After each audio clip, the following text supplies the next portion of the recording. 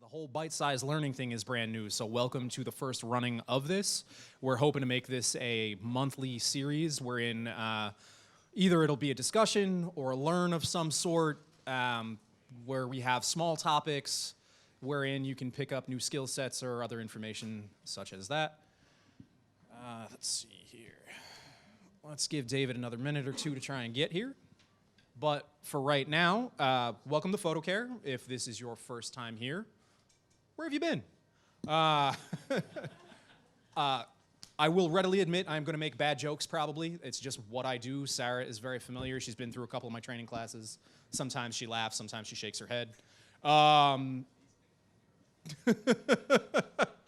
So I'm not good at killing time, but I am good at some of these other things that I do. So I'll give you a little bit of history on myself. I've actually been in the photo industry for 17 years now. I started as kind of a junior digital tech photo assistant at an in-house catalog studio in Brooklyn. Wound up leaving there to become a junior digital tech for a photo studio's digital capture department. Shortly thereafter, I took over the digital department, then the digital equipment department at the same studio, then the post-production department at the same studio. Right about when I got all of those things under my belt, I left, went freelance because I was a digital tech and I wanted to do that freelance and explore my options. However, that was 2008. And if you were around in 2008, you know how bad the economy tanked. All of my clients lost their clients. And so I actually wound up getting lucky enough to go in-house at a very boutique capture company and run their digital department. Went freelance again, left town, did a bunch of other things, came back. Wound up running the digital department at Fast Ashley Studios. I opened actually that whole rentals department up for them. It's where I actually met Matt, but I've known Matt for years. And then I got a phone call from Foto asking me if I'd be interested in coming over here and working as their in-house phase one product and software support person, doing technical support for other camera systems as well, and a little bit of sales. I also run our training classes, so if you're ever interested in Capture One training, or you have friends that are, or photographers that you work for that need to up their game a little bit, we offer courses every 2 months in Capture One. We also offer all these other kinds of trainings and programs. So I help coordinate a good amount of that. To my left is Matt Willkens. He is the Director of Capture Operations for Smashbox Studios, formerly Industrial Color. I've known about Matt for years and years, but only finally met him when I started working at Fast Ashley's. So I'm going to let Matt introduce himself now. Yep. Thank you. Is this good? Yeah. Hi, everybody. I'm Matt, and I'm a digital tech. And yeah, thank you, Anthony, so much for having us here. Mm-hmm. So a little background about me is when I left school, I became a photo assistant, actually in New Jersey, where I'm from. I was working for kind of a local guy. We did a lot of really terrible jobs. We did a lot of weddings, and we did some still life stuff. And I came out of school and I was shooting film, shooting Hasselblad 220 every day. And then the photographer wanted to go digital within 3 weeks, and he bought a phase one back, and at that time it was the square back. Oh yeah. Because he wanted to maintain a square format, and he's like, "You're the youngest guy that I work with, and you play video games, so you know computers. You need to make this thing work." And so I had no idea what I was doing. I took almost exclusive film classes in college, and I learned how to digital tech by just making it up. And then about 2 years after doing that, I started as a tech in the city for Industrial Color many years ago. And it was a really good fit, and within 6 months, I was kind of team manager for our technicians, and then in about 2 years, I was running the entire capture department. And so I have had the pleasure of training and hiring, probably close to 40 or 50 techs throughout the years. And I've seen that company grow and expand and do lots of fun things, and it's been a really wonderful fit. And I still maintain a pretty heavy set schedule. I'm usually on set about 2/3 of the time. And so I still have, I can never really give up being on set, because if you're gonna work and teach your technicians, you better be out there learning and doing it, because the technology changes so much that if you stop for a month, you're gonna come back and forget everything that you've done. So like to keep the skills sharp. Other than that, I mean, I do a lot of AC work. I mean, there's going to be some discussion here on video and how video plays into our entire world that we have here, and you cannot ignore it. And if you want to ignore it, I definitely think that's a bad idea. And about 25% of the jobs that I do now are video related, and I would like to grow that to maybe 50-50, but we'll get into that in a little bit. But yeah, I'm really honored to be here and talk to everybody, and hopefully you guys have some good questions, and hopefully I can, make this worth your while. So, Thank you, Matt. We're going to go next to Will Ross, who happens to be the youngest digital tech that we have on the panel today, but by no means does that age bracket or youngest time doing it have anything to do with his skill set. I met Will, your second day in New York City? Yeah, it was second day. It was in 2010. I got a request just a few things led up from helping out in the Bay Area in San Francisco on this project called the Levi's Print Workshop, and just somehow helping out there, I got a call with a request saying, if you want a job in New York, move here in 6 days and come to Levi's Photo Workshop. And so it was this crazy 3-month project where I went from having to learn the equipment, which is pro photo equipment and things that were way above what I was used to as a photographer back in the Bay Area, where it was just real estate and like business portraits and just trying to make something happen at 20 years old. And got some guidance from Anthony and some other heavy hitters in the industry like Cliff Hausner, and essentially learned everything I could using the equipment that was there, everything from basic lighting to advanced lighting, and then I'd have to turn around and teach it to people who are coming into the space. So it was this real hands-on approach, and I loved just being on set and working with people all the time. Move on a bit forward, I had moved back, California, moved back to New York 2012, and said I'm not going to try to shoot, I'm just going to tech and I'm going to assist, and somehow made a name for myself doing both. Went from freelancing at a few studios to then going out on my own to now having a nice couple kits of digital equipment, and also taking on DIT work and teaching myself how to properly live grade and handle really massive motion shoots where you're talking about 2 8K cameras at the same time.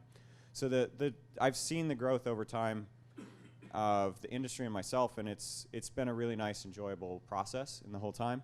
And I've gotten back to shooting now, but it's been a fun journey digiteching, and having really good people in the industry around me to learn from and share the knowledge with as well.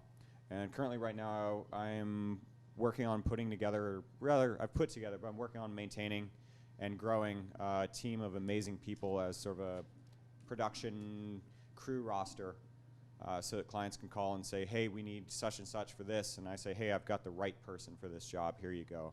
And so it just kind of keeps things in the family and keeps the industry elevated, and nobody gets shortchanged on anything. So, yeah. Thanks, Will. So next we have Samantha Isom, who I actually met way back when I was managing that digital capture department. She's one of the first outside digital techs that we actually put our equipment with one of our contract clients. We weren't sure how it was going to go, and I was the one that got to go in and meet Sam and talk to her about what her specific needs for a customer that we had shared, but not with that same art director, and she had worked with that art director for years and years. Mm-hmm. And as soon as I think we were 3 minutes into the conversation, I was like, I know Sam, I know I'm going to be friends with Sam for a very long time, and I know she knows what she's talking about. So I'm very proud to have her here also. It's been a long time. It was probably 2005. Easily. Yeah, something like that. Something like that. So I'll let Sam give you some of her background. I'm probably the oldest person here then on this panel. I've been in the photo industry for 30 years. So obviously before digital, took my first intro to digital seminar in 97. And then moved to, that was in Philadelphia, and then moved to Chicago, where we were shooting all like product, architecture, basically stoic subject matter. So you could shoot with scan backs, triple pass backs, the things that nobody talks about anymore. Don't sneeze if you're on a scan back, it'll ruin the shot. But we did not have a job title called digital tech at the time. So I was working at a few catalog studios, and they had a barrage of camera systems. And we, like you mentioned, had to kind of learn as you go. So they're looking at you not so much about age, but more like, none of us know what the hell this is, but they did know that I played video games, though, so that was funny. They did say that. So they were like, oh, maybe you know, and I was just kind of nerdy and techie, so I was like, yeah, this is cool. They didn't have two of the same backs, but they had a lot of different systems. I'll put it to you that way, the chaos that we were in, you know. And so, but I think that was a good learning experience because I had the opportunity to work on multiple different systems and really learn also that there's no real one way. There are things that can be similar. You can take an idea and say, okay, I'm going to apply this system or this style to different situations, but don't get stuck on one way of doing things, I would say. Short to Follow went to Miami, and they were doing fashion, so I was talking all this digital stuff, and they looked at me like I was crazy, because single shot backs came out. You know, they did that Kodak back that you have up there we were using, or the Kodak system, so they were overheating like crazy. But I was trying to push people into that, and then came to New York, and they looked at me like, oh, you're the one that does digital, right? So then kind of came in high demand right before I met you, as far as being one of the only techs really at the time. And then watching things evolve, and like Will was talking about with motion, I shoot a lot. I actually even shoot more now than tech. I do both. So, but video has come in the last 10 years, been a big part of that as well on DIT side, and also there's a lot, I guess. Excellent. Thank you, Sam. David Turek is probably taking a little bit longer to walk, so I think in the spirit of keeping things moving, what we're going to do is we're going to go into the questions. So what I have is a set of questions that I want to ask, covering various topics in the industry, and each person that is up here is going to answer the same question. We will have a question and answer section at the end, so I'd like to try and keep questions till then, but if it's something super relevant, raise a hand, I'll pass you the microphone. We're a little short on mics today, so they're going to share, and this one will be for myself and all of you if you have questions. So with that said, what I'm going to do is, seeing as Sam has the mic, I'll start with her. What I would like to ask Sam is, what's the biggest singular change from your first day on set as a tech to today that has made your life easier? Framing this was technology equipment-wise. I mean, I kind of addressed some of that, which I laughed when I read that question, because I mentioned triple pass backs and scan packs. So the biggest thing was single shot backs. We were like, wow, you know, we can actually shoot something that's moving. This is cool. So that would be it, as well as the job itself becoming a job, because before we were the lighting person and shooting and whatever, building the set, actually, where the studio I was working at, and trying to figure out how to learn digital. So when that became a job, when I came to New York, that was nice. That was the biggest asset to me, and the gear started to become actually a lot easier, I think, and more streamlined to use. There are other scenarios where things became challenges, but that was, I would say that's it. So the follow-up question to that, what's the single change that has made your life as a tech harder? I knew this was, okay, so in 05, around when I met you, like in 05, I knew at that time, everybody, you're basically, I don't know if I can, you're the hot, I'll say stuff. You're the hot stuff, like, 'cause nobody knew. Most of the photographers who were older than you, they didn't understand digital, at least in New York. Other markets were very different. They did understand that. They were on that game early. But here in New York, everybody was real scared of digital. So I knew that at some point, yeah, this is great now, and you can get $750 a day, which you don't even really get that now if you're not including gear, you know. So what happened was, I knew in a couple of years people are going to come out of school, at least anticipated this, they would be teaching it in schools. And it's not really, because I said, well, this isn't really that crazy. It kind of came in a little easy to me.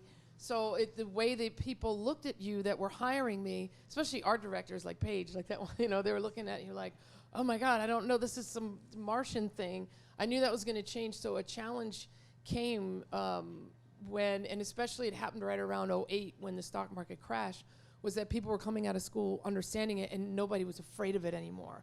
People stopped losing files. Yes, they used to lose files. I don't know how you just didn't pay attention and lost files, but it happened a lot with other people. And so that started slowing down, and it became challenging to stay relevant in the way that it was. The rates leveled off, and all due respect to some of the companies that we had mentioned before, as a freelancer, because I never had my own company, I always was kind of this renegade person doing it. Is the freelance rates seem to go down or at least level off. It really went down right around after '08. So that was the most challenging thing, I would say. Gotcha. Competition. Yeah, makes sense. Thank you for sharing. Where David actually made it. Hooray, David. Thanks for having me. How are you? William, it's good to see you. And Matt, never met. Yeah, of course. Okay, nice to see you. So, David, I'm just going to have you give kind of introduce yourself and a brief history of, how long have you been in the industry? Where'd you start? Where'd you get to? And all that kind of fun stuff. Okay, hey, God, this works. I'm not to where I want to get to yet. And I started. I left art school, the second school that I failed from, in 1998. My first assisting job was in 1999, so I guess that puts me in around 21 years in commercial photography. I'm from San Francisco originally. I came to New York. I showed a portfolio. Thought I was going to be a portrait photographer, and I showed some horrible work. And I went back to San Francisco and immediately was a portrait photographer. I did that for about 2 years until a couple of planes hit the World Trade Centers, and that changed my career for the first time. After that, I had too much ego to go back to assisting. I looked for part-time jobs. I couldn't get any, and I figured back then, I'm like, well, why don't I just go back to assisting? My attitude changed towards photography at that point. And that's when all of the good connections started to come in with my attitude change. People could tell, I'll keep this about me. Around 2005, I got introduced to a photographer. Her career is really hitting it. She actually had a digital tech then. I think he showed me on 3 point something or 2 something. 2005 would have been 3.79-ish. Okay. I remember learning on a 3.2, and I remember talking to developers around the time that 3.7 came out. And at that point, I remember the photographer wanted me as a tech and also with equipment. At that time, it was $750. I called my mom and I said, I'm rich.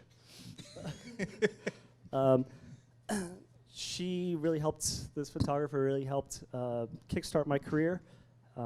By 2007, I had a full-time studio manager. At the end of 2006, I had a full-time studio manager. I had 4 digital techs that were working with my company, including 2 retouchers on a freelance basis.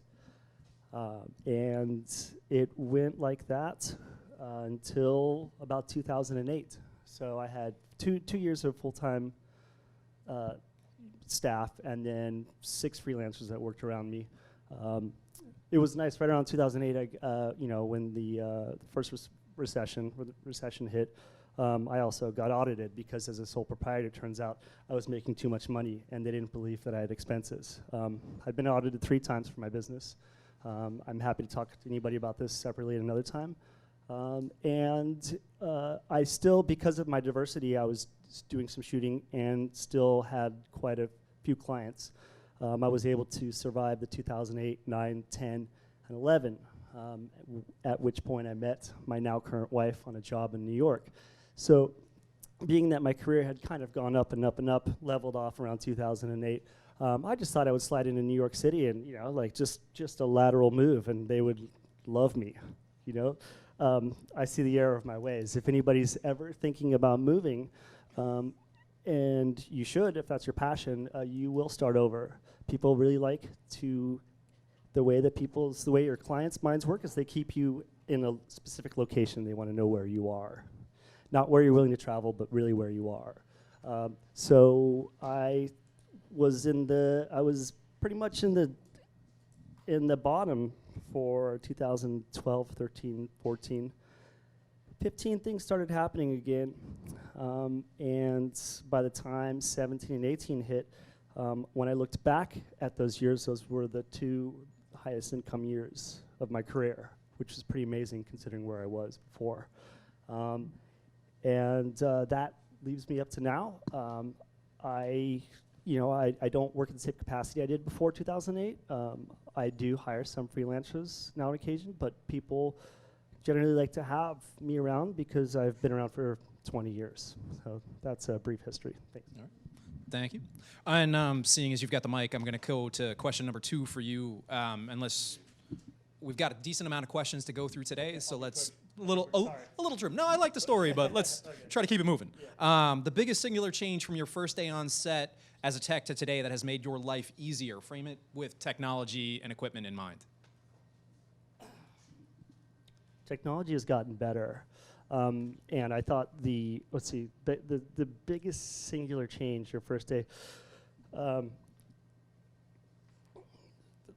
the pictures go into the computer more. By 2008, somebody had told me that my field was done. And what I do know is that people need techs just as much, and if not more, than they ever did before. And that has a lot to do with the film industry, which I can get into separately. But yeah. I would absolutely agree. Files going into the computer. Yeah, yeah. I mean, we refer to the old, back in the early 2000s as kind of the Wild West days, but it really was. I mean, I remember taking a computer apart on set to get it working again. So, you know, you don't have to do that anymore, but mostly because you can't, because Apple doesn't let you.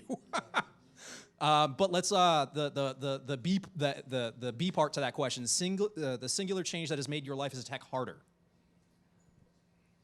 0% failure expectations. And a lot of those come from me too. Understandable. The other part is continuing to break in all the time, which I think some of you are trying to do. You know, does that answer the question? Yes. Okay. I get it. Does the audience get it? Excellent. All right, so let's pass because we've only got one of those. Okay. So if we could pass that down to Will. Will, same question. Yep. Biggest singular change from day one that's made it better, easier. Kind of running off both of these answers is, it's everything works a little better. Like, you don't have to do workarounds with SDKs from Canon, dropping it into Capture One for the glorious 10.7.5 issue, if we all remember that. And then also with the 5DSR, like I was one of the first guys who had that running because I did the SDK workaround on that and got the 5DSR running and tethered, and people didn't believe me, but it worked. And then now everything just plugs and plays. And so when things don't plug and play, this is the hard part, is, again, it's like it isn't 100% immediate, rapid image in the computer all the time. Sometimes there is something that happens, like tether connection just pops out at the camera side, and then they're like, hey, why isn't it working? And so, well, you pulled the cable over there, but meanwhile, everybody's looking at you to go fix it, so you have to walk over and plug it in again. And so the expectations have gotten a little higher for your role as a digital tech. And you can meet them, but it may take a second to always, if it comes down a little bit, to come back up to that level. As a digital tech, I would say a lot of your job is often managing expectations on those kinds of things that can't necessarily always be controlled. So perfecting that ability is definitely a strong suit of a digital tech. Definitely. Same question to Matt. I would say there's a couple things. I'm going to cheat and say there's a couple things that have changed specifically. I'm a very technical person. So when Apple switched from a Power PC to an Intel chip in their computers, you didn't have to take 4 hours to make JPEGs at the end of the day. Right. So I could spend time with my wife and then eventually have kids and a life. But it would literally, when you were teching in the mid-2000s, someone's like, oh, we need JPEGs. You're like, cool. You're paying overtime, right? Because we're going to be working here for another 5 hours to get you JPEGs that put on a DVD and burn to you. So the Intel chip was a game that totally changed everything. It allowed Capture One to completely change how they were going to build. So they went from 3 to 4, which was still the biggest change ever in Capture One, ever. And it was a nightmare. And it was horrible, but it was a roadmap to like getting home on time. Yeah. So that was key. The Nikon D3 probably for me is first digital SLR that you could shoot almost any ISO and shoot full frame chip. That was a lifesaver. And when they put CMOS chips in phase backs. Because most of my shooters, I do a lot of fashion, all my shooters, they want things really quick, really fast, and they want no limitations, and they have zero patience for anything. And so having a CCD back that's like, well, we can go to 100 ISO, but it's going to be really crappy. Now it's like, cool, you can shoot at 200 ISO, and it looks great. All right, faster, faster, faster, faster. So when they put the CMOS chips in, that was like all of a sudden, like the griping that I would get from clients would just go away, because they'll just blame you for all these problems that aren't even yours. They'll always say, well, I remember when it used to be faster. No, it didn't used to be faster. I had a client tell me that I remember when digital backs, when they first came, they were just so much faster. No.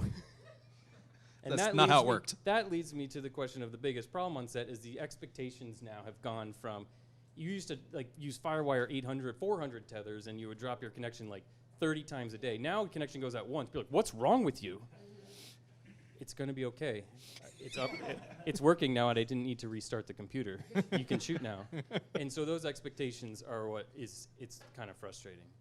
As well as there's some monetary things. Is there was a period, and we've kind of all touched on it, in the 2008, the bad days, where rates really just went, and people were like, well, you can work for either no money, or I'll just hire someone out of school who will work for, will expect that money, but they're not going to be very good.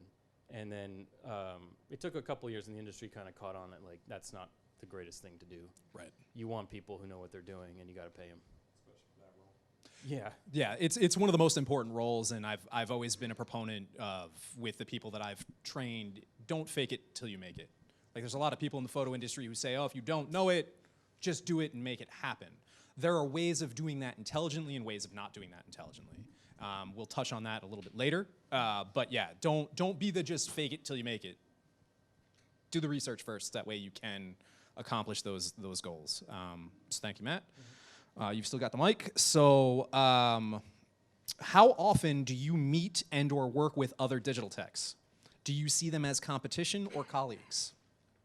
Well, I'm in a weird spot because I run a company of digital tech, so I work with them every day, and they're my colleagues. And it's weird, like I don't meet that many techs outside of our circle because all of my clients are going to be using my technicians or technicians that I know. And it's a weird industry. You work with certain crews, and you might work with them off and on for the years, and then, like, there might be someone who's in a parallel world to you, other techs or even photo assistants who are working just as much as you are, but you just don't cross circles that much. So mine is a yes and no. Like, I don't get to meet that many freelance techs outside of my circle. I have, like, let's say 15, 20 techs that I know and I'm working with, and outside of that, not that much. I would say I probably, when I was running digital departments, was in the same exact boat. Yeah, I mean, it's a very singular role on set. So it's, if you're a photo assistant, you can work with other photo assistants on set. If you're a digital tech, you're it. So unless you're on a shoot with another photographer and there's another tech and you both want to just like chat, it's kind of hard to get connected unless you like somehow take a photo assisting job and then you're on a different set with a different digital tech. I've been fortunate enough to find through just connections and whatever really, really excellent digital techs who I've pulled together as part of my team. Brian Von Klon's one of them, who I can rely on to send out on jobs that I can't do, and vice versa. It's really important, I think, to see other techs as colleagues and not competition, because when you're in a pinch and you need somebody to cover you, you want the best you can get, and you're better off making friends with those people. And also, it's just nice to share knowledge. Like, you can only learn so much on your own. Sometimes it takes other people making mistakes on their time and then saying, hey, this didn't work for me. You should just try this. If you get in this situation next time and then you get in that situation, you're like, hey, I didn't mess up because somebody else shared their knowledge, their mistake. I would say Thanks, the same thing is okay. So when I was in and out of studios, I met a lot of techs because then you'd hang out for drinks after or whatever. You know, there were a lot more parties, so that was cool. But over the last bunch of years, I've been with more advertising shooters, shorter days, and then it's just me, like you said, on set. You're not really meeting any other techs.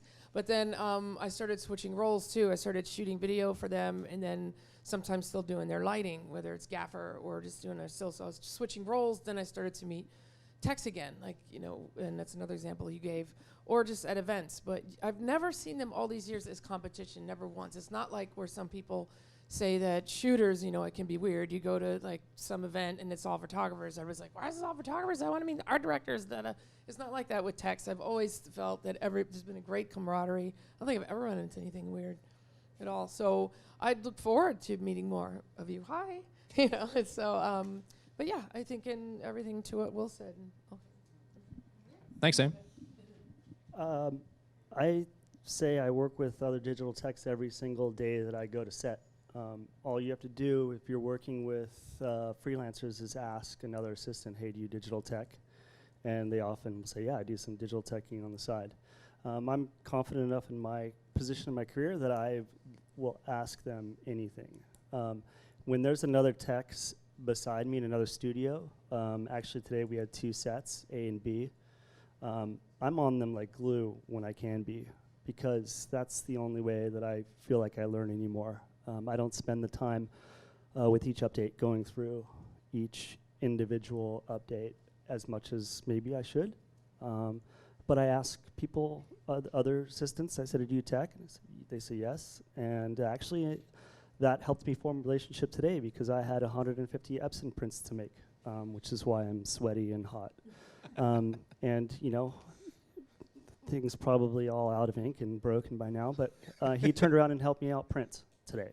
Nice. Because my, and then this is really quickly, before you guys leave, I would encourage each one of you to get the telephone number of somebody else here. Because besides that, if I don't have anybody to ask questions to, I've got a group text of about three other techs. And we ask nerdy questions and, hey, I've got a problem, can you help? So they're on a group text and you guys should have that kind of assets too. So buddy up and try to get it on a group text with other techs. So you have, those questions can be answered. Yeah, I mean, that's kind of an amazing thing. When I worked in studio environments or capture companies, the level of information exchange was always very high. We'd learn more, we knew more, we'd share everything, new thing that we found, every new tip, trick, shortcut, workaround, new thing added to the software. And when I wasn't in that position, it was always harder to get that information. I remember a friend of mine put me on as a second assistant on a job he was teching. It was a week-long gig. The rate was great. And we're sitting there doing a bunch of stuff, and he's complaining and mumbling about file naming. And this was at the point when Capture One had just added to the software being able to set from your folder name. And when I showed him that, it blew his mind. And he's like, what else don't I know? And so we caught up afterwards. And this is the guy who kind of got my career started as a digital tech. He was actually going to be one of the panelists tonight, but was booked on a job and couldn't be here. So it's having that level of information. With Will's group, you know, it's the same thing. We talk and share ideas. When I was at Fast Ashley's, it was the same thing, bouncing stuff back and forth between Industrial Color. So having that network of people is extremely important. And when you don't have that network of people, I work here at PhotoCare, and I know a whole lot of things. I haven't been on set in probably, God, what year is it? I haven't been on set in at least 6 years, so I'm a little rustier from the day-to-day, how to get it done quick, but I still know the software really well, and if I don't have the answer, I have all these fine folks I can get the answer from. So we're going to move right along and go to the next question. So David, you got the mic. It's to you.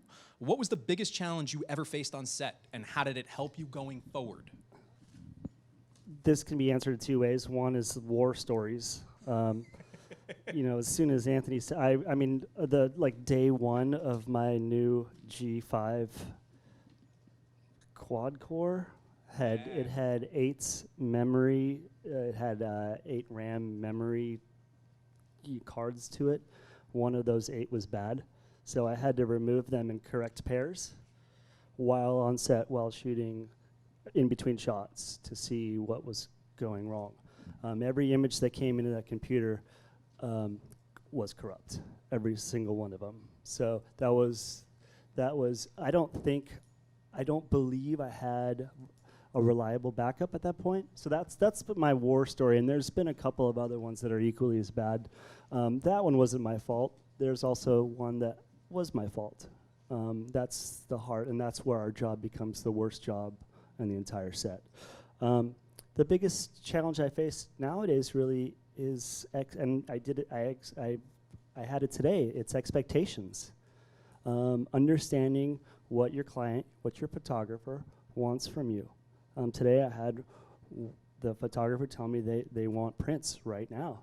And I had the client that said, you can't make prints until my boss comes and looks at these images. So I had to grab the photographer, and I had to grab the client, and said, I'm in a tough position. And that was in managing expectations. So that's still my most difficult. Same question, Sam. I Thank you, think Dave. There's I can't really go into all of it. Pick one.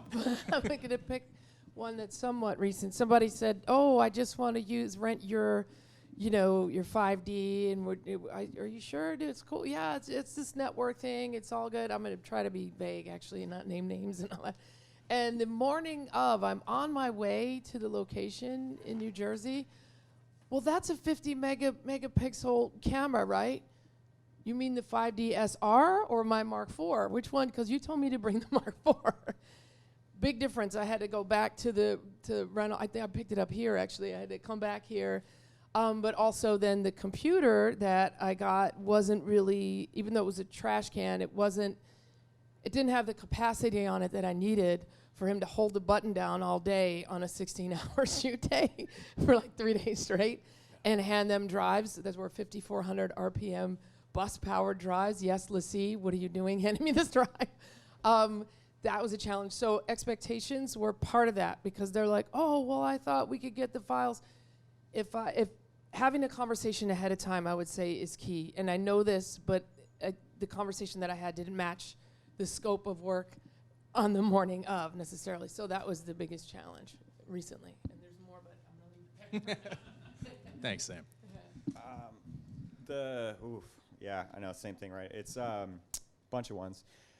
Let's keep it to one. Yeah, I know. I'm 'cause trying we to got a lot find of the questions best in one. shorter time. Yeah, so I actually physical abuse on set. I got hit in the back of the head in the middle of the desert in Sedona because I left the lens cap off the lens for 5 minutes. And it wasn't that big of a deal, but it was a photographer with an ego, and I had to write a little, like, you need to pay me my money issue after, or, like, there's a little letter after, and I got paid real quick. There's some other things that went wrong with that. It was just kind of this whole dynamics of jumping into something without asking why they needed a new digital tech who would also double as a first assistant. And I've learned since, and that's the second part of the question, is how to help you going forward, to be a little more selective with my clients and ask questions ahead of time and get info instead of just saying, yeah, let's go to St. Bart's, yeah, let's go to Sedona, and then getting into a situation where you're like, oh, this isn't working, this isn't healthy, and I need to not be working with a bad, not bad person, but with somebody with bad people skills. Makes sense. And that's one thing to keep in mind. While we all have bills to pay and things that we need to get, make sure that you prioritize yourself over those things. Get to a point where you can say no. Because that was when, personally for me, when I realized I could say no to jobs and not take that one-off photographer of, oh, hey, can you help me out on this? It made my life so much better. Same question to you, Matt. Yeah, this is the trickiest question, I think, of all, because there's so technical issues if you've ever had a hard drive fail and you lose data or something like that. But I'm going to piggyback onto Will's answers. I was once punched on set by a completely insane person working with the RZ, which is just an insane camera, and it was on a tripod. And you would shoot on the tripod, and if you ever use the RZ digitally, you can overspeed it, where if you shoot too quickly, it'll jam up. And you would just regularly jam this thing up. And we had Heidi Klum on set with all of her 10 children, and he was up in this, jumping all around, just insane. And he jammed his camera, so I was on my knees next to him like a pit crew, and the only way to fix it was kind of take the back off, unhook all the cables, and put it back together. And he was like, hurry up, bam! And he hit me right on the top of the shoulder, real hard. And I just remember being like, okay, that just happened. And all I was like, just fix the camera. So I put the camera together and went back to my station. And that's when it hit me. That's when it hit me. But that's when I was like, dude, this dude just hit me. Yeah. And in front of everybody. But I don't think how many people were looking at me, which was fine. And I just remember saying, okay, this is a person, and this is the kind of person that, as our business, we've had issues with this person in the past, right? And we had a lot of technicians that would refuse to work for him, and he was quite a miserable human being. And I refused to deal with him for the rest of the shoot. I was very professional, and that's the key, is you might be in a situation where some really bad stuff is going to happen. You can't let that get to you, because if I made a stink then and people didn't know what happened, they'd be like, well, Matt's the guy who just was super unprofessional right there and just left set. I was like, no, I'm going to ride this out. I'm not going to take his commands. If he wants to edit the keyboard, he can do it himself, and I'm going to talk to him once the job is over. Once everyone leaves set, I'm going to take him aside and I'm going to have words with him. And what did he do as soon as he left? He goes, all right, guys, that's a wrap. And then he just bolted out of the studio. And so I had to talk with the president of our company at that time, and I said, you know, it's not that I don't want to work with him again, but we can't work with him again because I can't have another digital tech who works for me work with him. And then if he did that to them, like, what kind of manager am I? What kind of person am I to be like, I'm just going to push him off onto someone else? And so we drafted a very strongly worded letter to him that we were ceasing all business with him. And he had been giving us a lot of business with the studio and everything. And it felt good that my president was supporting that decision. And he called right away. He's like, oh, I'm going to apologize to Matt. I didn't mean it. And he never apologized. He doesn't work anymore. So that makes me feel somewhat good. But the key is, like, never let someone else's jerkiness ruin your professional reputation.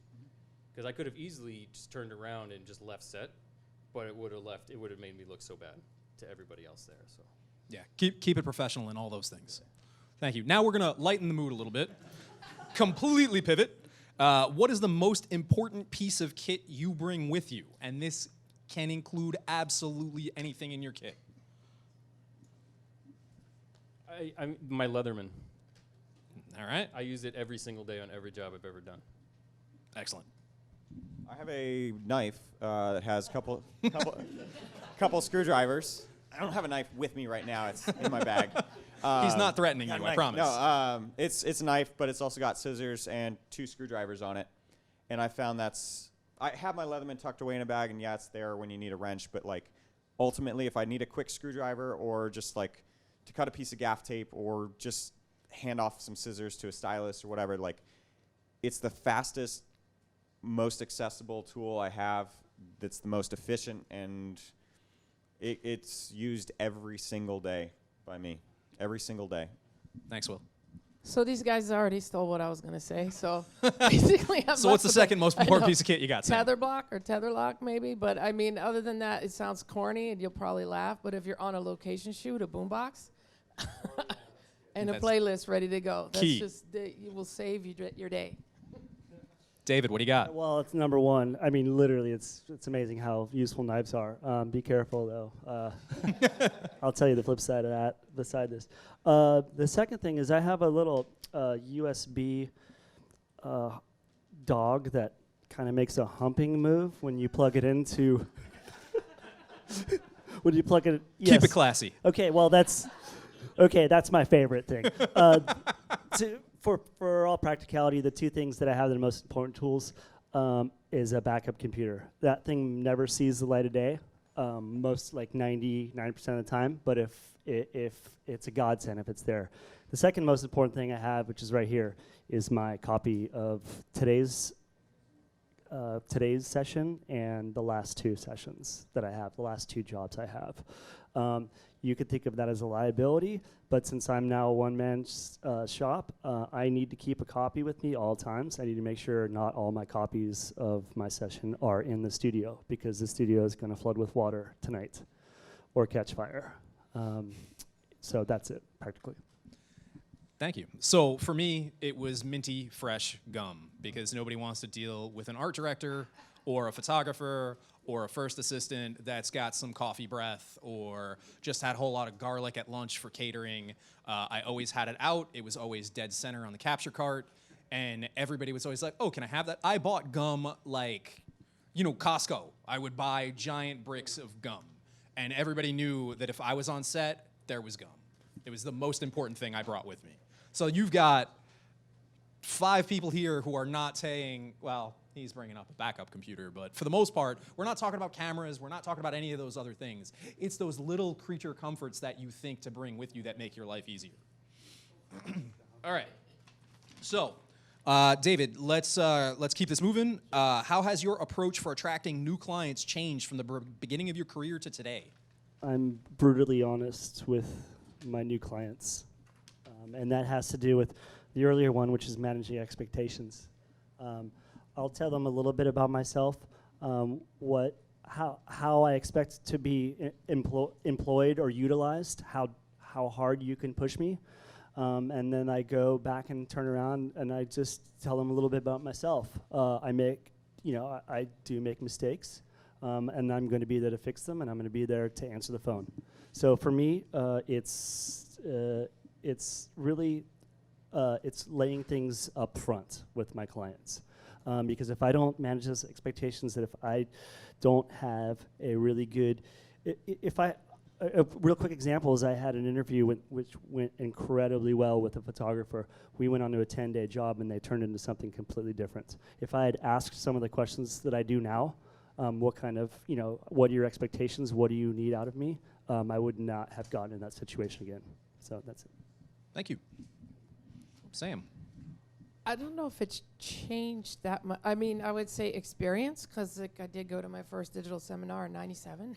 So it's not a bad thing to mention that I've been doing this a very long time. Mm-hmm.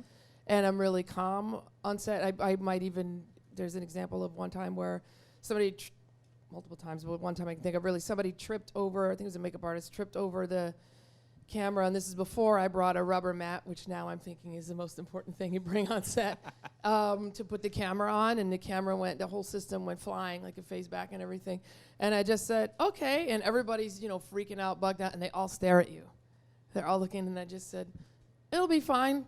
I don't know this, look at it, but staying calm. So I do share with people that I can stay really calm in situations. I think that's big, because that art director that day shared with me, she said, out of all the techs that I've been with, she'd been working for years, and she's just like, I promise you everyone else would have freaked out, and that would have thrown the whole shoot off, because that would have thrown me off, that would have thrown the photographer off, but you stayed really calm. So that's one thing that I share with people. I'm imagining that was basically what the question was anyway. Well, how do you attract? Okay. So I used to go to studios, because I used to work for studios a lot of times. Like I said, I've always been freelance. And in the last bunch of years, after '08, I do a lot of lighting, and I also shoot video. So I approach them from that point. Usually, I'm already working with them in another capacity, mostly lighting. And then they say, "Hey," and they say, "Oh, wow, you're really techie and geeky. Yeah, I can do that too." And so that's how I get those. Thank you. It's starting out. I went from working through studios and just hitting up every studio I could find who would be able to recommend me out as a freelance digital tech, even if they were taking a cut of my rate, to essentially building up clientele from doing well on set to where it's now just word of mouth. And there were a few clients that I actually had emailed over several months, and they're like, "Hey, just reach out to me again in a few months, reach out to me again in a few months." Finally worked with them, and now they're still steady clients, and they'll recommend me to other clients. So I'm at a position where I'm not actively seeking new work, other than a little bit of DIT stuff, because I've been shifting that. And so that kind of I've had to switch and be like, what did I do before to get all this tech work? How can I apply that to DIT stuff? Because it's a different world. And so it's kind of fun to have to reach out to people again and make new connections, sort of cold, but primarily it's word of mouth once you get yourself established. And that's just time. Thanks, Will. Yeah, and I think just very similar to what everyone else has said. I mean, but for me, like early in my digital tech career, it was more about like, did you have access to the equipment? There was a period, it was like, have you have any experience on this equipment? Can you source this equipment? Like, does it work? And that was like enough to get you a lot of work, right? And it's totally changed now. As the exponential growth and speed of equipment has somewhat slowed compared to what it was in the mid 2000s. So now you got to sell your experience. Is like, not only do like I know digital because I've been doing it for 20 years, but I've been working on crews for 20 years or whatever it may be. I've been doing a lot of video work, and it's like I have a very watchful eye on set for everything that's going on, which is a good skill set for all techs to have anyway. You just got to be watching everything that everyone's doing, know exactly what the lighting guys are doing. So if they're not doing something, something's wrong, you can pick it out, and you just have to sell that experience. And it's like a peace of mind to the crew is, I'm here to look out for everything. Nice. Thank you. Mm-hmm. So we're going to continue on with how do you see your role as a tech evolving, changing? Ooh, I mean, this kind of goes into some other questions with video. We can loop all that in together. Yeah. Let's try and. I don't know if you want to do that right now, but You can loop it in with motion. We'll put that in how it, because we've all been primarily stills techs. We all started off as still techs. So the question is, how much video is coming into your life, and how is it changing your role as a digital tech? Yeah, I mean, it's completely changing everything, and I think it's wise for everyone to get on the video train because there's more money there than there is for stills, and it's fun, and it's good to be part of it. It's good to be diverse, right? You don't want to, like if I was a video-only DIT, I would be also interested in stills teching because it's, variety's the spice of life. But having that has completely changed what I do. I don't think, if video never came into my life now like 10 years ago, I don't think I would still be teching. I think I would be just doing something completely different. It's just opened up a completely different avenue for me to explore just creatively and crew-wise. That's the single biggest change. Thanks. Yeah, I mean, I've always seen the role of tech as an on-set insurance policy where you're hired to just make sure things happen right. And with the advent of video coming into that, to make sure things are properly checksum verified when you're offloading and to have proper backups, and dealing with color as well on video is like a whole other workflow, but it's really enjoyable, and it has evolved because there's this little niche of people who are able to kind of do those hybrid shoots where it's stills and video at the same time, and I'm fortunate enough to be filling that little niche because there's a lot of like proper union DITs who, and DIT is a very careful term, like there's media management and there's DIT. DIT's only if you're doing color and transcoding, and that's a whole other ball of wax. But there's DITs who do video only, and there's techs who do stills only. And so in order to kind of play in that realm for branded content shoots where they want stills and video at the same time, you really got to come up to the level of the DIT role, and in a way that doesn't step on union rules, but also can provide to the client in a way, and you can charge fairly for it, for that additional duties. And how to work that into your business plan too is, it takes a little bit of work, but things change and you evolve with them, and it works. Thanks, Will. Yeah, once again, they took the words out of my mouth, but that's cool. So, no, just kidding. So I shoot a lot of video, actually, and so I'm starting to get in the position to be able to hire somebody that does data wrangling or a DIT, depending on what's really needed. But everything that these guys were saying about doing both, because I watched the industry, we all talked about 2008 and how we watched things change then. They're changing still. It changes every day, every couple of months, something's different. And a lot of people are going in-house for the catalog stuff that I used to do anyway, which is all e-com now. They've gone in-house and they're not even hiring techs. They're having the shooter is supposed to manage the files, which I don't think is a great idea, but they're doing that. If you kind of want to stay relevant, you need to get on the video bus. I mean, if you're not comfortable with getting on the level of, like what we're saying, DIT, that is a lot more involved in data wrangling. There still are positions as a data wrangler, especially for hybrid shoots. So I just would say that's a big thing, a big change. Thanks, Sam. It's pretty much already been said. I don't want to give you guys too much anxiety if you're coming from a still world, but to at least to be able to have a video dialogue. Because I still think you can choose to go a stills route if you don't want to, but I think everybody else kind of said it perfectly. It's a transitional time right now, and that could be really fruitful for those of you who do know both.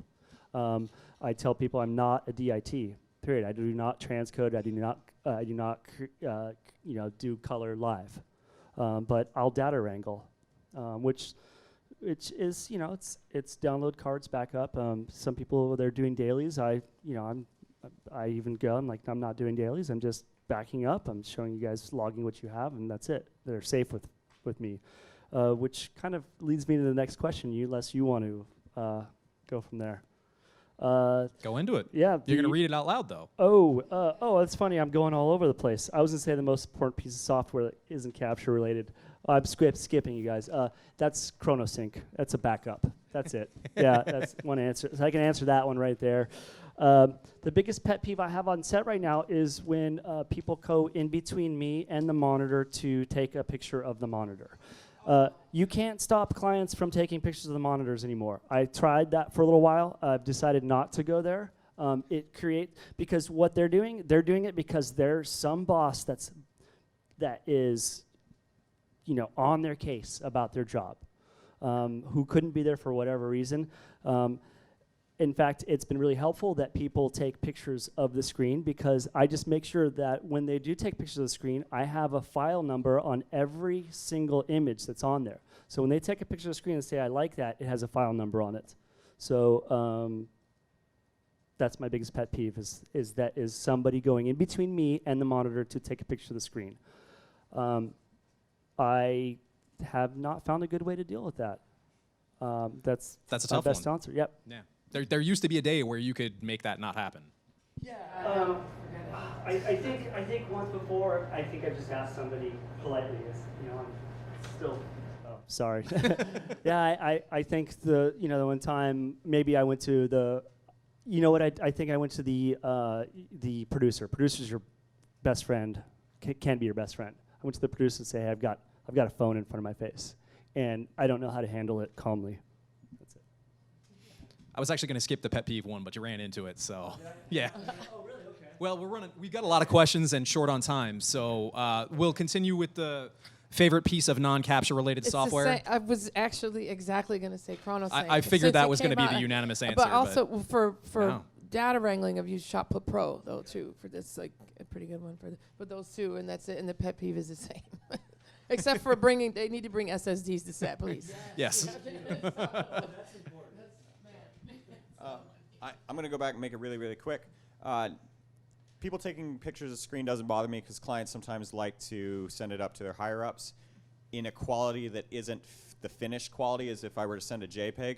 They're like, hey, I want, if it gets passed around the office, they need to know that it's not the final shot. So I'm okay with it, and I understand it completely.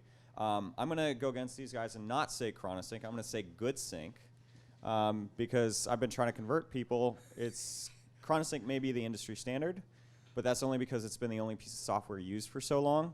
I've used Good Sync as recourse, along with a bunch of other software programs, as a recourse against my frustrations with ChronoSync, and have hit upon that as kind of the holy grail of software or backup software for me, because it's amazing. It like detects file folder renames and moves, and you don't get 100 gigabytes of an archive folder, and things are instantaneous. It's like you don't waste. Oh, it's one single window too. You don't have 8 windows up.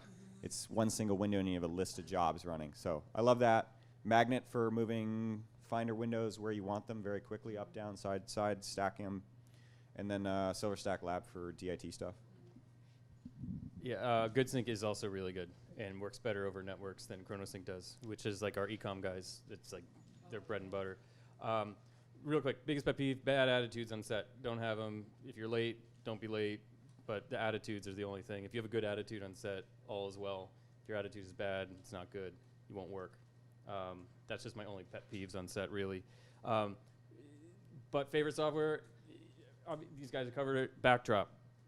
If you've ever had it, you put it on your screen, it just puts a blank picture, you can choose whatever color you want. If you don't want people looking at your screens when you leave to go to lunch, you just put Backdrop on, and it just puts a solid color in front. It's an application, so you can put it behind your windows, but when you go to walk away and you don't want people messing through your stuff, just put Backdrop on, and it just looks like a black screen. Yeah, that's good when you have multiple monitors up and you don't want people seeing what you're doing. Nice. Thank you all for that. Will, you still haven't sold me on Good Sync, so maybe you got to give me another tutorial on that one. So rather than continue on with the questions, I want to see if the audience has questions, because it is 7:22, and I don't want us to run past the evening. So who's got some questions? You're gonna get the mic. Hey. Several of you mentioned the importance of expectation setting with clients. What specifically are some of the most important questions you ask clients before agreeing to a gig or job? And yeah, how does that play out? What are your favorite questions for expectation setting? I think what we should do with this one is whoever the first person to raise their hand to answer it is going to be the one that answers it, just to keep things moving. Yeah, that's perfect. I'll go. Yeah. Happy birthday. It's birthday day. Yeah. Biggest question I ask clients is, what's your budget?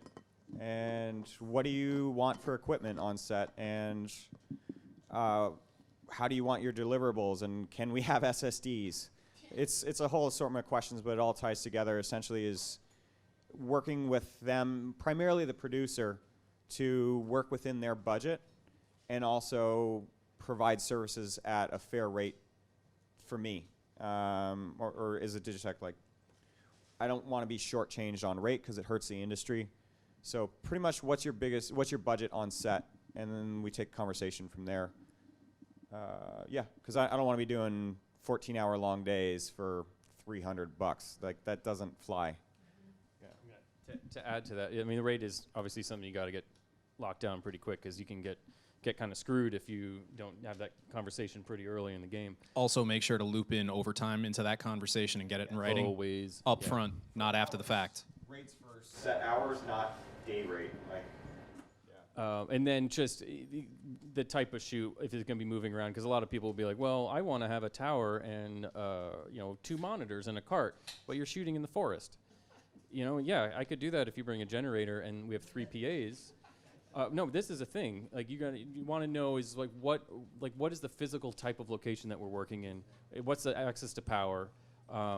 Is client want to be walking with files at the end of the day? I mean, you used to have to do TIFFs. That used to be a conversation. I had to do high-res TIFFs of every image for the whole week. So I've 300 gig job is now 1.2 terabytes, and they want to walk with it. So that, those are conversations you kind of want to get out of the way early. But certainly location, what's the access to power? How many people need to see a screen? Do I need more than just a laptop? All those fun things. So you can figure out your power situation, number one, especially if you're doing work on location. Make sure you have enough power to last the entire day. Yeah. And I've definitely been on that tower with multiple monitors with a Jenny in the middle of nowhere trying to move that around because the producer definitely did not manage those expectations. Anybody else have a question? There's a lot of people here. Excellent. Hi, do you guys have some stories about when you weren't able to manage expectations with how files needed to be delivered at the end of the day, and let's say you got backed up and knew that, okay, processing is going to take an extra 1, 2, or 3 hours at shoot wrap. What has happened in the past? Like, do you convince a producer to stay behind for 3 hours? Do you go to a bar? Like, what are some stories?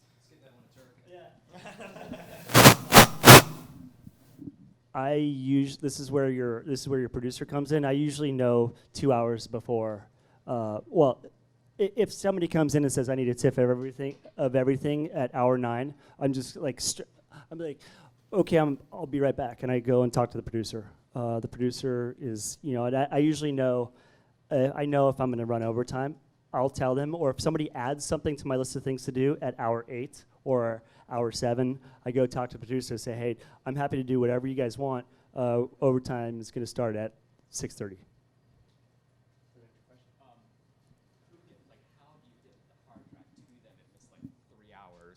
Let's say it's 3 hours after everyone has left, and is a producer staying behind in the motorhome? You go to their hotel. Okay. Yeah.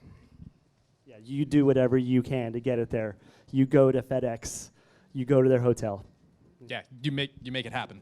And bill them for that time. Absolutely. Absolutely. I took it home if and you're finished working, the you next should be day. getting paid. Yep. Until if it takes you 45 minutes to get to their hotel to deliver something that they requested be done at that time, then Yeah. you're off. Once you hand them that drive, then you click off. Yep. You're off set. Who else has some questions?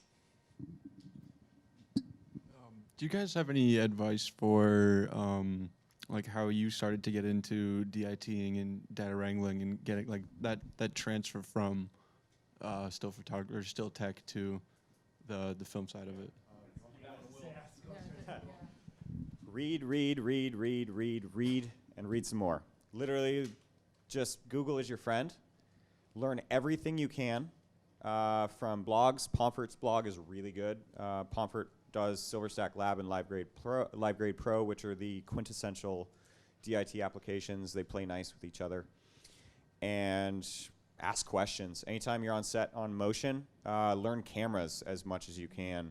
Because the DIT is essentially an enhanced AC role, where DIT being digital imaging technician, if anybody doesn't know the acronym, and AC being assistant camera.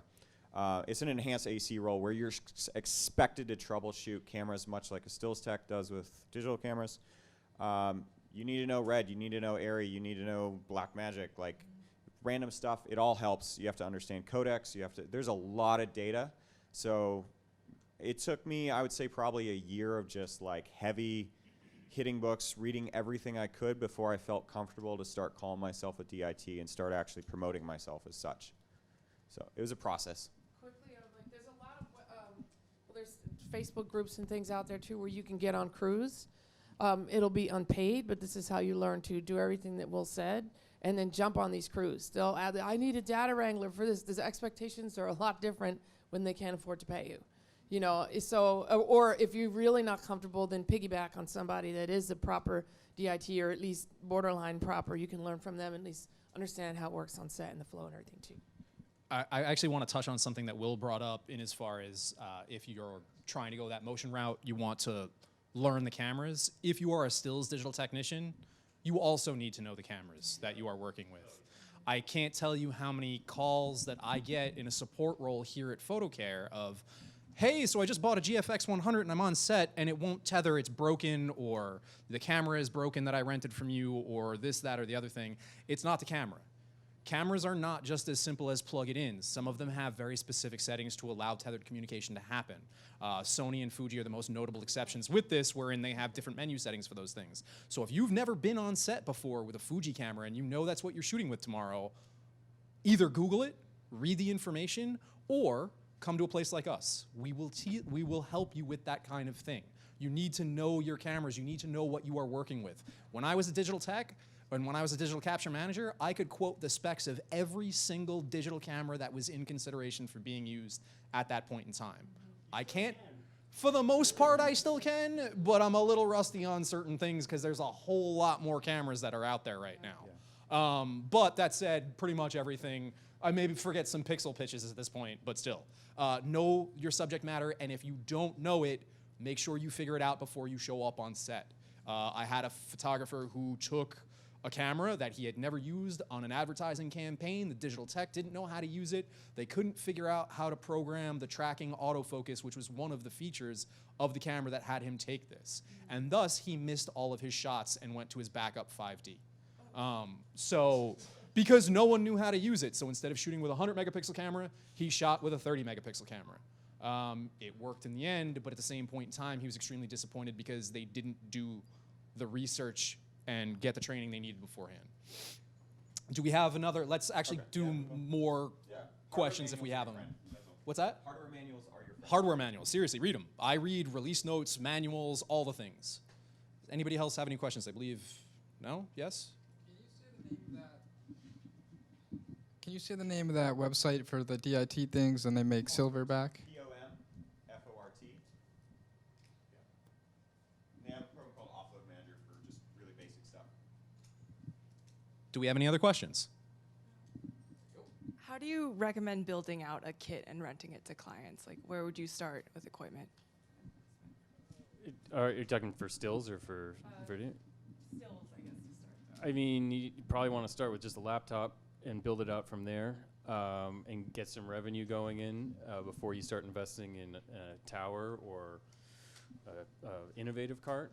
But I would start with a laptop, a support system to hold it up, and then probably monitor from there. Lots of Samsung T5s if you want to just go commercial grade, and then I mean, that's kind of the basic kit.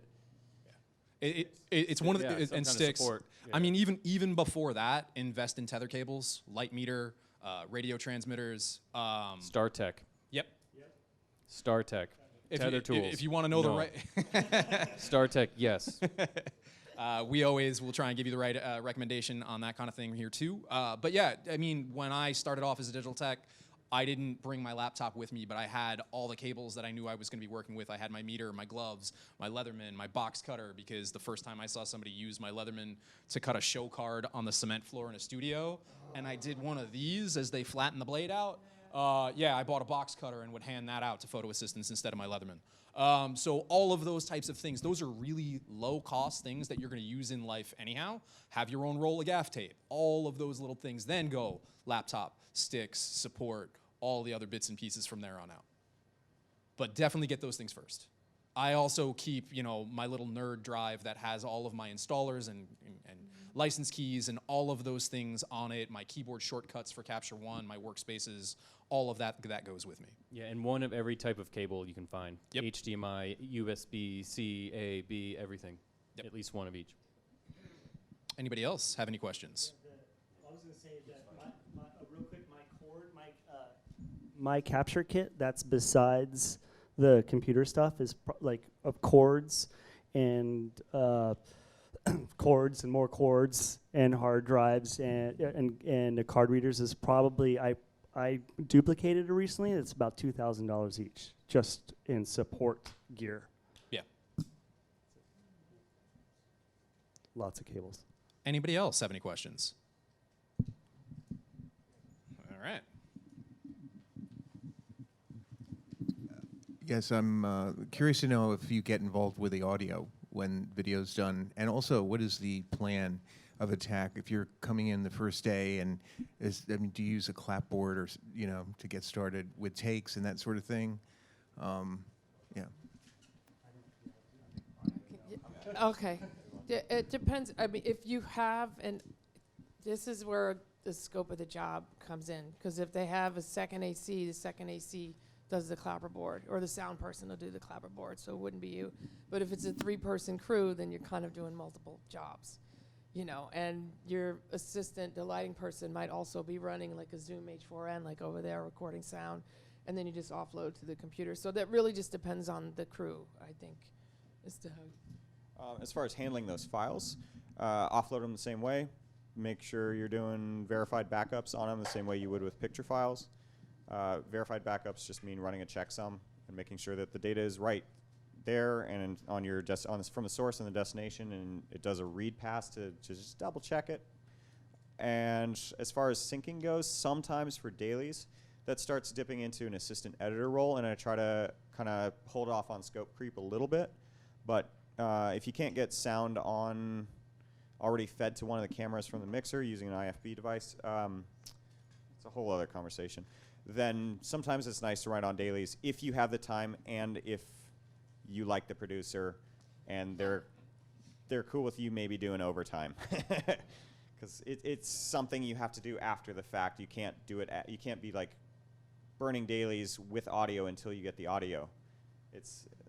And the audio usually comes in 2 batches, lunch and end of day.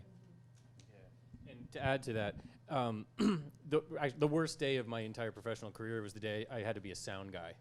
But I didn't mention that because it's so outside my scope. But if it's easier to go from a stills tech to a video DIT and even an AC role than, at least for me, than to go into the audio world to be a sound tech. It's a totally different skill set. So if that's what you want to do, that's great. But don't anticipate it just being some easy thing that, I've done stills, I've done video teching, now I'm going to be a sound guy. Totally different. And I tried it and I made some boo-boos.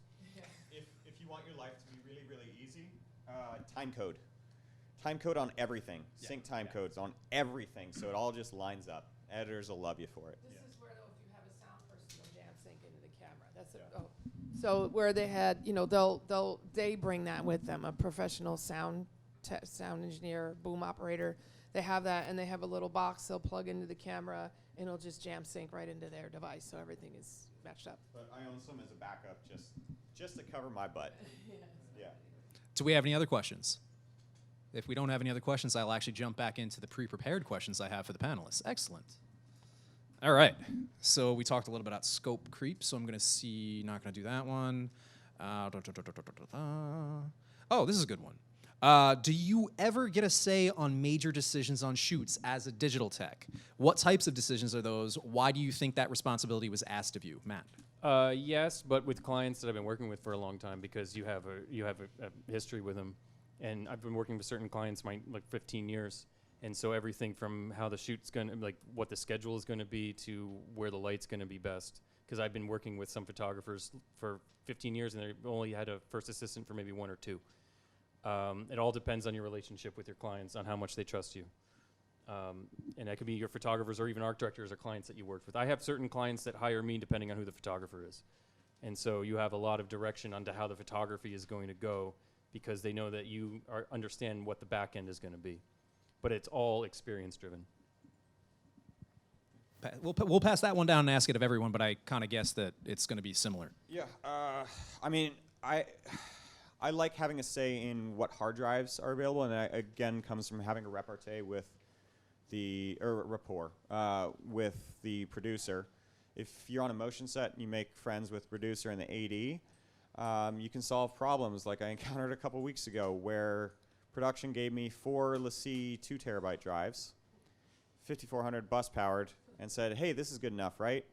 And this is a commercial shooting a Sony Venice full RAW, and the first mag was 330 gigabytes by 10 a.m. I'm like, hey guys, we probably might be okay, but we might run over 2 terabytes if we keep shooting like this.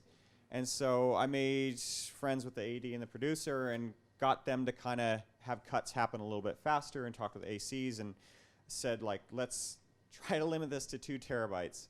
And we got in at 1.93 for a day off of 1 camera.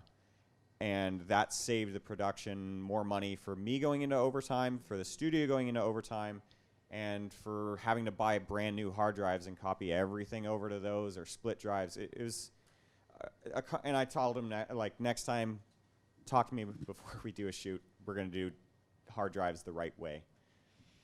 Hard drives are a huge sticking point for digital techs in case you didn't catch that already. Yes. LaCie is bad. And everybody tries to give them to you, so just say no. Because they're the cheapest, most recognizable thing. And take the bumpers off for heat dissipation.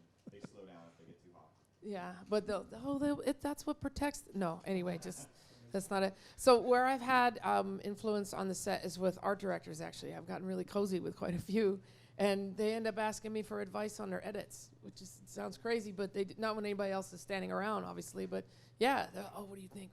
So you end up. It's strange because the photographers don't even do that. I do that.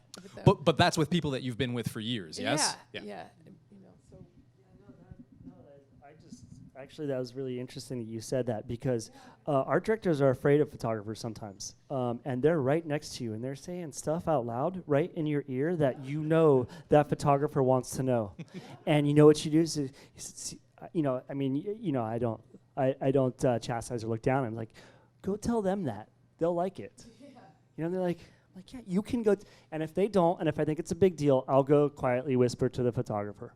Even if I don't know them that well, if I'm hearing a client not liking something and they're not doing something about it, if I can't get them to go over and say something about it, I will quietly walk over to the photographer and say, hey, I think she's really supposed to be, she's wearing orange, she's supposed to be wearing black. So none of these shots are going to work. So yeah. And then SSDs. That'd be my first. Yeah, and it's like the real quick thing is like the cost and storage and speed have kind of crossed at a special time right now. It is literally cheaper for producers to bring solid state hard drives to set because of overtime. That's it. Period. Even if they're big ones, even if they're 2 or 4 terabytes. Any new questions? No? All right.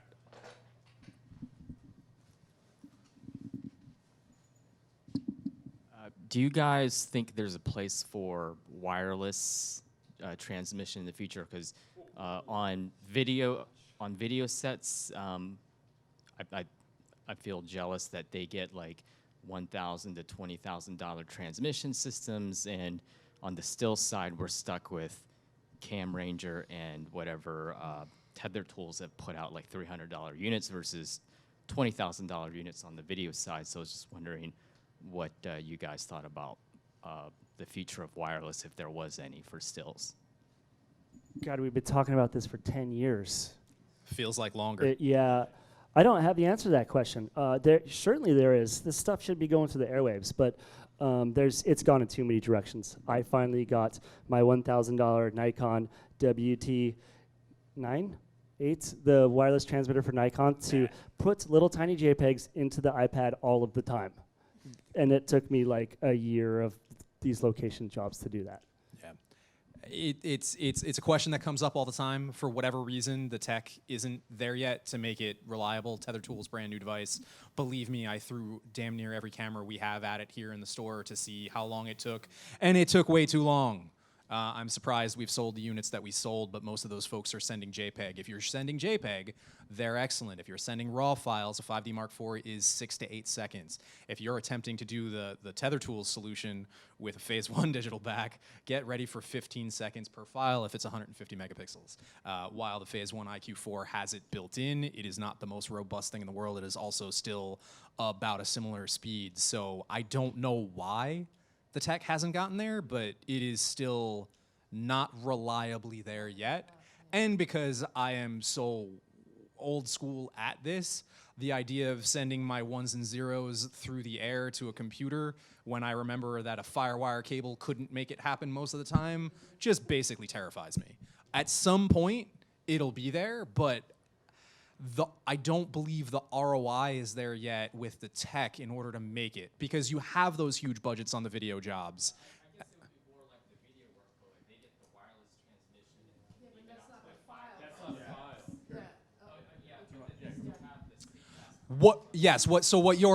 What you're talking about is something that we have actually pitched to every single company, come up with a way to do, what does John call it? Manny, what's John's word for it? Virtual tethering, where it sends the JPEG for all cameras, where it sends the JPEG, you can edit the JPEG, tag the JPEG, and then when you relink the RAWs at the end of the day, it works. Doesn't exist. No one seems interested in doing it and developing it. Everybody looks at us like we're crazy, and we've brought it up to Adobe, to Capture One. Oh, we'll look into that, and their look in their eyes is we're not there yet. I don't know why. I don't think we're there. I think we're still, for the most part, going to be running cables or cards for the next, I want to guess, at least 4 to 5 years, easy. I mean, for a video too, you brought up a good point about budgets. It is different, but with Teradex, you're just projecting the video signal. You're not projecting the actual file. So though they're able to monitor it, they're not doing anything on the edit side or on the post side. No color corrections or nothing. You might put a LUT on there, a lookup table, just to view it if they're shooting at a more flat color profile. But yeah, it's not the actual file. So that's. I believe we had another question over this way. Somebody? No? Can I chime in on one more thing with that? Absolutely, why not? There's this legacy thing called iFi, which was a little SD card you could put in a 5D4 and a 5DSR. Some people don't like it. I, however, find it amazing when the camera's in an underwater housing and you don't want to take the camera out. You literally just lift the camera out, it sends some JPEGs, small JPEGs, like 1080 JPEGs over. You can look at it on a laptop, client gets to view it, they aren't squinting at the back of a screen in a housing, and you can dump the RAW at lunch or end of day if it's in an underwater housing. You don't have to keep pulling it out, opening it up, risk of getting water in. So that's one saving grace for the iFi. And that doesn't exist anymore. Like, it got bought by a company and then discontinued. And because it was one of those things that it was such a special use that it didn't catch off on. the same way. Yeah. But I still have it, and I still love it for little things. I think what helped kill that was cloud-based, because that was like, I gave my wife and I an iFi because she couldn't figure out how to put a card in the computer and to download photos, which would drive me crazy, because that's it's like, what do you think I do? But I gave her that, and it was great. But then when the phone and just the mobile technology, I think, took away a lot of their consumer market. That makes sense, Actually, actually. I mean, that what Will's talking about is a great application of that for professional purposes, but most of what they were selling to was to consumers to make it a lot easier. So you could just put it, turn it on in your house, and all of a sudden the pictures are going to go to your computer, where now your phone is going to take care of that for you. And now most cameras have some sort of Bluetooth capability wherein they have their own, each camera manufacturer has their own app and version for receiving that kind of stuff. Fuji has it, Sony has it, Canon has it, pretty sure Nikon has it. So you can send your JPEG through their proprietary thing to a computer. It's slow. It doesn't work the way that you would want it to. Generally speaking, you have to go through, pick them, choose them, and send them. But Fuji wireless Wi-Fi? oh, it's terrible. Yeah, no, I mean, You answered my question. yeah. I was gonna ask. I just bought the camera from you. Like, does it work? I mean, if you want to send some JPEGs to your phone, yeah, sure, why not? But I'm just going to download my card because it's going to be a small JPEG. I just download my card. Any other questions? We want to jump in with one last one. We're going to jump in with one last one then. All right. Let's see here. All right. So I'm going to go with question number 15 for those of you who still have your sheet in your hand. If it's not because it's a source of income, what little thing about working as a digital tech keeps the flame going for you, keeps you happy, keeps you wanting to work in this role? David, start with you. The photographer saying thank you at the end of the day, and you people. Yeah, that's it. Excellent. Yep. Thank you, and the camaraderie of being a part of this really tight knit unit for 4 or 5 or 6 days and going through hell together. It's the people, and a thank you. Thank you. Sure. I would say the camaraderie. I mentioned this, I've been shooting more lately, and I can see that going more in that direction, which is great. But then we don't have this. When you shoot, it's not the same. It's not like this kind of community, and I love that. And I can see where my career is starting to go, where I'm shooting more and more. But I'm going to miss all of this, you know. And I think that's now I'm going to tear up. I really like being trusted to help work with a team to make beautiful images, because we're in a really awesome industry where we get to make pretty things as part of our job and get paid to make pretty things and make pretty things even prettier. And it's nice to kind of contribute positive value and have that camaraderie as well. And I think if I were stuck doing e-com day in, day out, maybe it'd be a little different, but the variety of work in freelance is also, it's amazing, because you're like, hey, where are we going next week? Oh, I'm going to be in Miami next week or whatever. Like, it's always changing, and there's always something new and exciting. It isn't a standard, like, office job. Yeah. What's wrong with an office job? For me, it's different. Believe me, I lived that life. I gave up that life. I don't regret giving up that life. Yeah, I mean, to echo everyone's statements, is you like the camaraderie. We work in a really fun industry. I mean, there's so many things, so many jobs that would be so much more boring. But I also I love the pressure of having a really important job to do on set and being able to work in really difficult situations sometimes that maybe other people wouldn't be able to perform so well in. Yeah, I like the pressure. I'm always attracted to things that are very difficult and demanding, and I like to create some kind of a regiment to take that and tackle it, and then have my contribution really impact the creative process is really important to me. And we also get to travel a lot. If you know, I think I've been to. It's funny. Before I started working in this industry, I left the country once, and that was to Canada, which doesn't even count to a lot of people. And I've been to, I think, 26 countries now. And so that would never have happened if I went into accounting, like my father. But so it's great. But and the pat on the back at the end, it's the best feeling. When you work on a really hard shoot, and it's really can be stressful at times, and you kill it, and you work with people, and everyone's just got it together, and then the client comes up, is like, man, that was a great day. I mean, that's really rewarding. Before you guys have even asked, you said something interesting about e-com. A lot of us have an incredible amounts of experience. I had no idea that you started looking at pixels in 1997. I encourage anybody who is at the point in their career that they can take e-com jobs to do it. Yeah. We're at a different place where we often provide equipment, and we're in different environments. We're 10, 20 years into our careers. Take those e-com jobs. People come in to photo assistants who have taken e-com jobs will come in and tell me a faster way to do what I've been doing slow for a long time. So that's a great in. Absolutely true. You are not gonna you will get no quicker education on how to be fast than on an e-com job that's got 90 shots a day. Yeah. You know, you have to. You get quicker, you die. Yeah. You burn out on it. Like it's just the way it's gonna be. But absolutely true. You will get as fast as you possibly can. But get out before it burns you out, because it will eventually also burn you out. But do it. Definitely do it. Any other questions from anybody in the audience? All right. Well, thank you so much for coming to this. Thank you to Matt. Thank you to Will. Thank you to Samantha and David for coming out and sharing some of their experience and information with us. This, as I mentioned, is not our. Uh-oh. JC, you cut off the end. Like I said, this is not the end of this series. We're going to be continuing with this series. So we tentatively have set for Tuesday, March 17th. Our next bite-sized learning is going to be basic set etiquette and safety skills. This is something that everyone who is on set should know.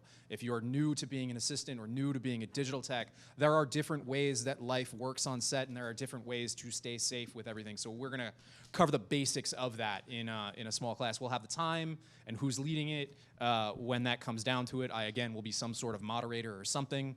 Will's going to be involved in it because he's helping program that one with me.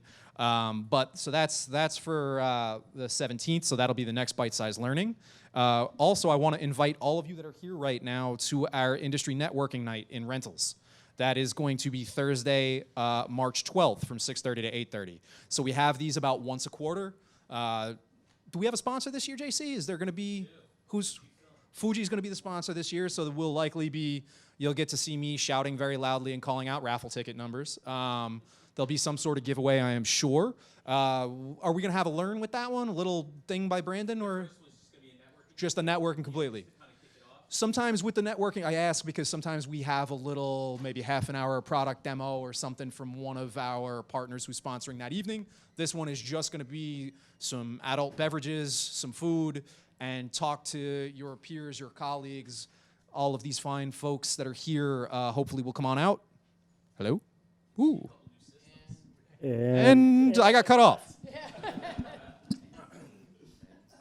Hello. Nope, I think that's it. So I think the receiver died, so I'll just get loud. So that's on the 12th. We're gonna have on the 19th and 20th. We call it our Fast Track to Mirrorless. It's a trade-up event. It's right here on the stage. We've got we normally do not buy used equipment here at PhotoCare. We will put select things on consignment, but on that day, we will have Justin Camp from US Camera Pro here purchasing whatever you bring in for the most part. When it comes to cameras, lenses, that type of thing. He's not necessarily doing lighting or grip, but cameras, even if they're old film cameras, he's going to give you something for them. You can turn them into store credit to turn it into a camera, or you can walk away with a check. Turning it into store credit actually nets you a slight % more than walking away with a check. I don't remember the numbers on that off the top of my head. 10% more if you take store credit. So if you're looking to buy something and you want to get rid of some stuff you've got, that's a great place to make that happen.